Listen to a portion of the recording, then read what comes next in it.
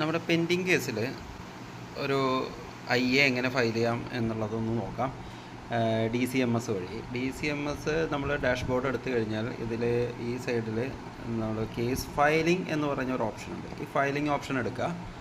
അതിൽ case filing എന്ന് ഉദ്ദേശിക്കുന്ന പുതിയ ഫയലുകൾ ഫയൽ ചെയ്യാനാണ്. പിന്നെ പെറ്റീഷൻ ഫയലിംഗിൻ്റെ റിട്ടേൺ സ്റ്റേറ്റ്മെൻറ്റ്, കൗണ്ടർ ഡോക്യുമെൻറ്റ്സ് ഒക്കെ ഫയൽ ചെയ്യാൻ പറ്റും. പെറ്റീഷൻ ഫയലിങ്സ് എടുക്കുക. അപ്പോൾ പെറ്റീഷൻ ഫയലിങ്സ് എടുത്തു. മുകളിലായിട്ട് ന്യൂ പെറ്റീഷൻ IA ഫയലിംഗ് എന്നുള്ളൊരു ഓപ്ഷൻ ഉണ്ട്. അത് ക്ലിക്ക് ചെയ്ത് കഴിഞ്ഞാൽ നമുക്ക് കോടതി സെലക്ട് ചെയ്യാൻ പറ്റും. നമ്മളെ കോടതി ഏത് കോടതിയാണ്? തൃശ്ശൂർ ജില്ലാ ഡിസ്ട്രിക്ട് കോടതി സെലക്ട് ചെയ്യാം. ഇവിടെ ഞാനിപ്പം MACT കോടതി എടുക്കുന്നത് അവിടെ വരും. ഇവിടെ ഒരു പ്രശ്നം എനിക്ക് മനസ്സിലായത്, ഇവിടെ സബ് കോടതി സെലക്ട് ചെയ്ത് കഴിഞ്ഞ് കഴിഞ്ഞാൽ പ്രിൻസിപ്പൽ സബ് കോടതി മാത്രമേ വരുള്ളൂ. അപ്പോൾ അതിലെല്ലാ സബ് കോടതിയും പെടും എന്ന് വിചാരിക്കാം. അപ്പം ഇതിൽ ഞാൻ MACT കോടതി സെലക്ട് ചെയ്തു. അതുപോലെ തന്നെ കേസ് നമ്പർ സെലക്ട് ചെയ്തു. കേസ് നമ്പർ കൊടുത്തു. ഓക്കെ. അത് കഴിഞ്ഞ് ഇയർ സെലക്ട് ചെയ്തു. അവിടെ 2020 വരും. അപ്പോൾ 2020 ക്ലിക്ക് ചെയ്യുക. എന്നിട്ട് സെർച്ച് കൊടുത്തു കഴിഞ്ഞ് കഴിഞ്ഞാൽ നമ്മുടെ ഫയൽ അവിടെ വരും.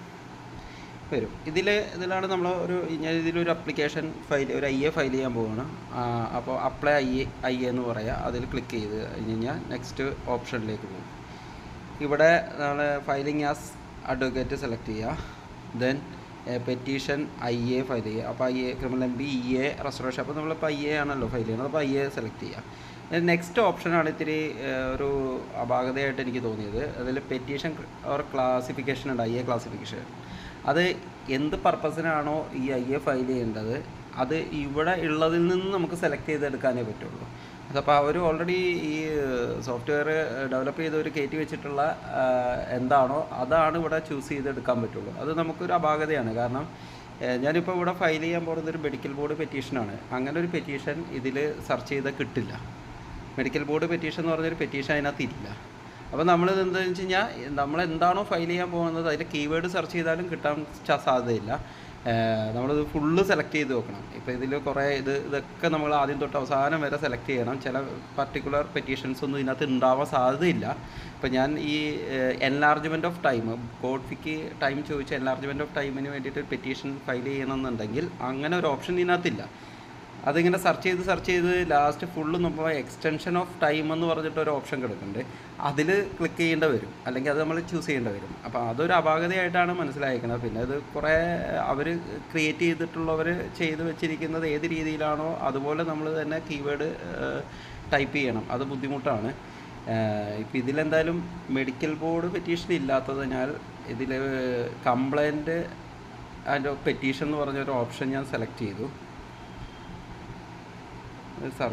ഇത് മാത്രമാണ് ഇതിലൊരു നമുക്കൊരു ബുദ്ധിമുട്ടായിട്ട് തോന്നിയത്. കുറച്ച് കഴിയുമ്പോൾ ശരിയാവുമെന്ന് വിചാരിക്കാം.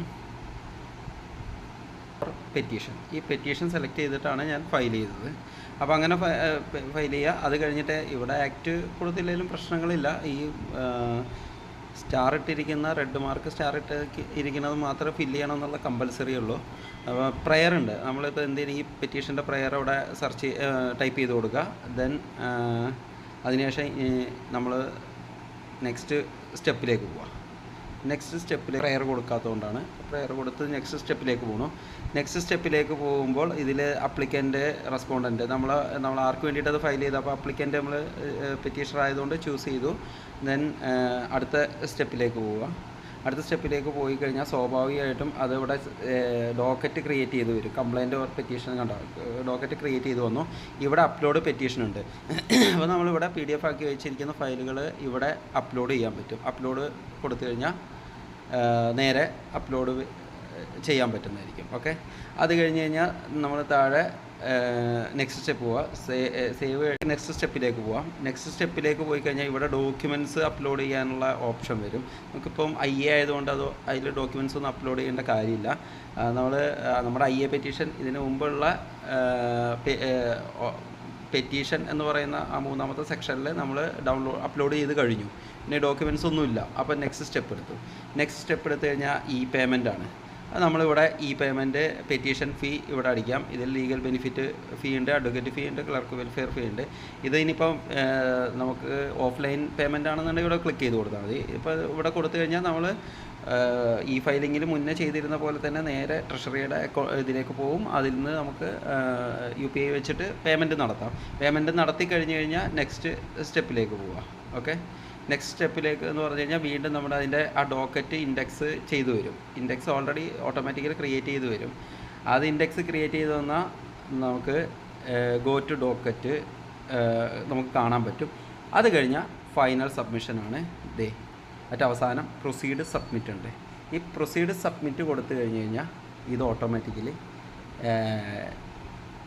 നമുക്ക് പ്രൊസീഡ് സബ്മിറ്റ് കൊടുത്തു കഴിഞ്ഞ് കഴിഞ്ഞാൽ OTP ജനറേറ്റ് ചെയ്യാൻ വരും.